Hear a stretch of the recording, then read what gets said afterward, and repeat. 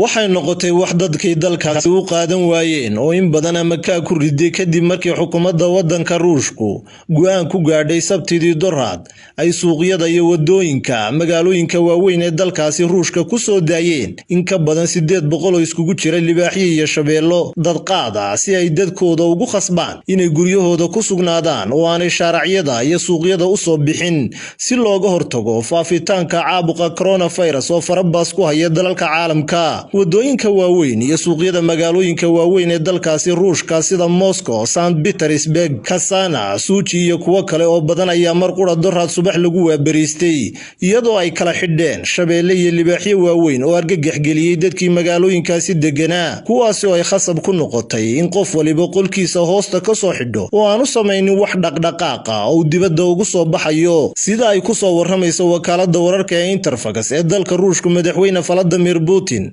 ayaa la xaqiijiyay inuu isagu bixiyay amarka magaalooyinka waaweyn ee dalkaasi loogu sii dhexdeynayo libaaxyada iyo shabeellada kuwaasi oo dad qaada qaarkoodna uba muuqdaan kuwa gaajaysan oo haddii ay dadka helaan daqiiqad ku kala goosanaya. arrintaasi ayaa ugu dambeyn keentay in habeen hore ilaa shalay cidi dibadda u soo bixin iyadoo kaliya telefishinada laga daawanayay libaaxyada iyo shabeellada gaaf wareegaya wadooyinka iyo meelihii saxmadda ahaan jiray oo imika noqday kuwa haawanaya oo aanay laba qof dhex maray. madaxweynaha waddanka Ruushka Vladimir Putin oo qoraal kooban shacabka dalkiisa kula wadaagay barta uu ku leeyahay Twitter-ka waxa uu yidhi waxaan jeclaysanay inaanu libaaxiyo iyo shabeelle ku soo deyno magaalooyinka si ay dadku guryahooda ugu nagaadaan. waxaan awoodnay inaanu dadka amar ku soo rogno oo aanu u sheegno inay guryahooda ku sugnaadaan oo aanay u soo bixin si looga hortago loona xakameeyo cudurka halista ee coronavirus, balse waxaanu go'aansanay inaanu libaaxyada iyo shabeellada meel walba ku soo deyno si looga baqdo oo aanay cidina iskugu iman dibadda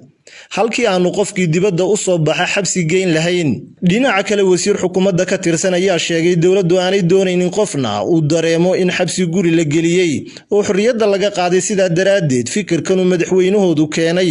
si iyadoo aan qofna la khasbin haddana qof waliba gurigiisa hoosta uga soo xidho si ay uga badbaadaan libaaxyada iyo shabeellada gaajaysan ee meel walba yaacaya. shalay oo axad ahayd kaliya waddanka Ruushka waxaa laga diiwaangeliyay in ka badan 61 kiis oo coronavirus taasi oo tirada guud ee dalka Ruushka ee uu haleelay cudurkani ka dhigaysa ilaa imika 367 qof.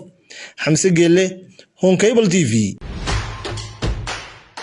adeega cusub ee shirkadda Dahabshiil iyo Dahab.